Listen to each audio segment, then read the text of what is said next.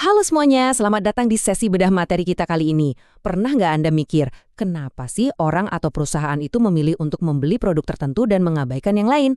Nah, hari ini kita bakal melakukan analisis ilmiah yang mendalam mengenai perilaku pembeli, baik di tingkat individu maupun organisasi. Kita akan membedah kerangka kerja akademis dari Kotler dan Keller, dan yang terpenting, kita akan melihat penerapannya di tengah tren pasar digital saat ini. Oke, mari kita kupas tuntas bagaimana ilmu perilaku ini bisa kita ubah menjadi strategi manajemen yang super tajam. Untuk agenda hari ini, kita punya 5 poin utama. Kita akan melacak perjalanan kompleksitas ini mulai dari psikologi individu seorang konsumen, lalu perlahan bergerak naik ke ranah makro, yaitu pasar bisnis dan struktur B2B yang rumit. Di ujung sesi nanti, kita akan merangkum semuanya menjadi praktik manajerial terbaik yang bisa langsung Anda aplikasikan.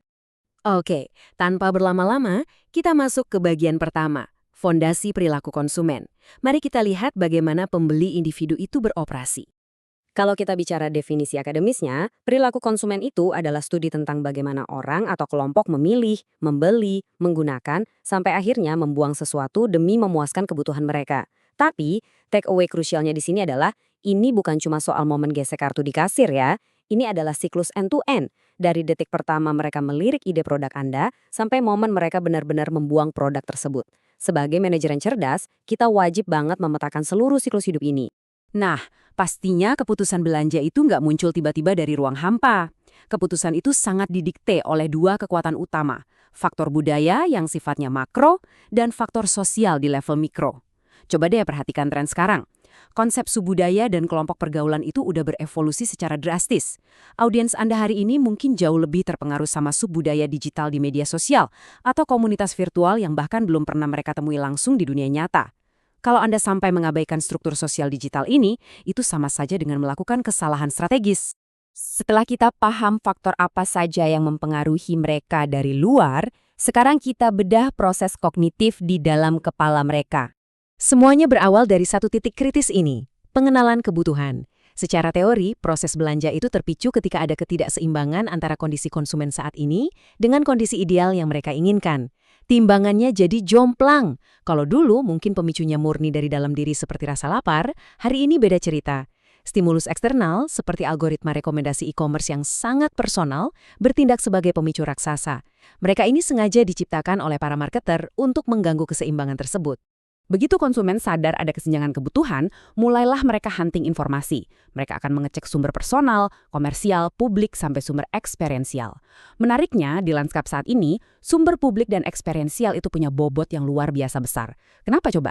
Karena ulasan online, konten dari influencer, atau video unboxing itu memberikan bukti sosial atau social proof yang seringkali jauh lebih dipercaya daripada kampanye iklan tradisional dari perusahaan Anda. Sekarang kita lihat corong psikologisnya. Gimana sih cara mereka memfilter merek-merek yang bertebaran itu? Dari seluruh produk di luar sana atau kumpulan total, mereka saring menjadi kumpulan kesadaran, turun ke kumpulan pertimbangan, makin mengerucut jadi segelintir kumpulan pilihan, sampai akhirnya keputusan final. Realitas pahitnya begini, kalau marketing Anda gagal memasukkan brand Anda ke tahap pertimbangan sejak awal, sehebat apapun produknya, probabilitas konversinya secara statistik adalah 0. Nggak ada jalan pintas. Terus, ketika mereka sudah sampai di kumpulan pilihan, apa yang terjadi? Mereka melakukan evaluasi alternatif.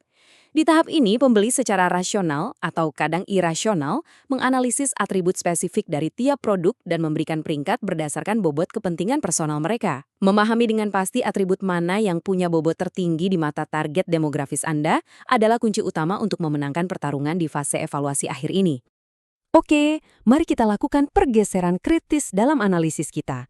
Kita pindah gigi dari level mikro B2C menuju skala makro untuk memahami dinamika di pasar bisnis. Kalau kita adu langsung karakteristik B2B dan B2C, perbedaannya benar-benar mencerahkan.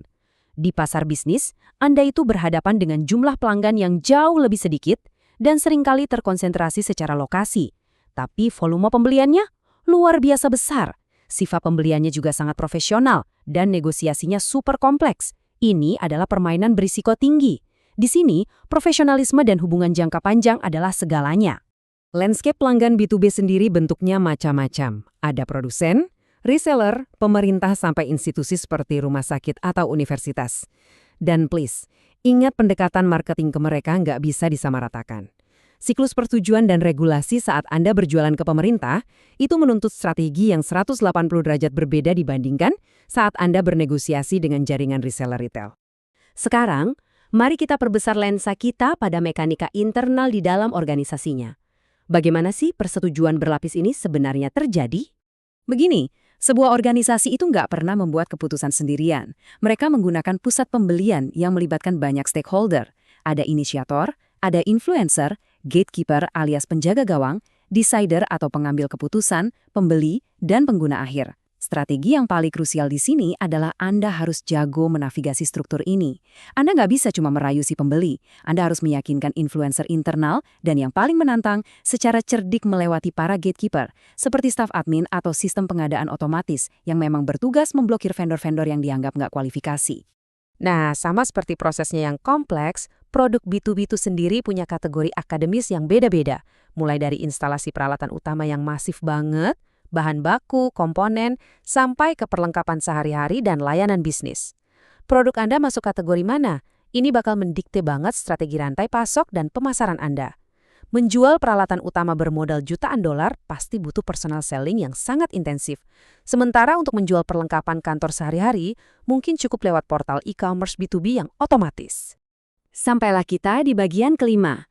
Waktunya menyatukan psikologi konsumen dan dinamika bisnis menjadi praktik manajerial yang bisa langsung Anda eksekusi. Jadi, apa best practice-nya? Dari semua materi eksplanasi yang kita bahas, benang merah manajerialnya adalah marketer modern udah nggak bisa lagi asal tembak dalam gelap. Semua butuh pendekatan ilmiah. Di pasar konsumen, Anda harus menargetkan stimulus digital Anda secara presisi agar pas banget dengan tahap keputusan kognitif si audiens. Sementara di pasar bisnis, Anda harus berevolusi menjadi arsitek persuasi. Anda harus mahir mengelola dinamika politis dari komite pembelian dan merangkul berbagai influencer internal di dalam sebuah korporasi. Sebagai penutup dari sesi bedah materi ini, saya ingin melempar satu pertanyaan mendalam untuk Anda jadikan bahan diskusi. Di tengah dunia kita yang hiper terkoneksi dan luar biasa kompetitif saat ini, bagaimana organisasi Anda harus beradaptasi? Apakah strategi pemasaran Anda sudah cukup tajam untuk menembus kumpulan pertimbangan dari pembeli modern hari ini? Coba deh, aplikasikan kerangka kerja yang kita bedah hari ini ke perusahaan Anda sendiri, dan temukan efisiensi baru yang bisa Anda ciptakan. Terima kasih banyak sudah belajar bareng di sesi analisis ini. Teruslah terhubung dan sampai jumpa.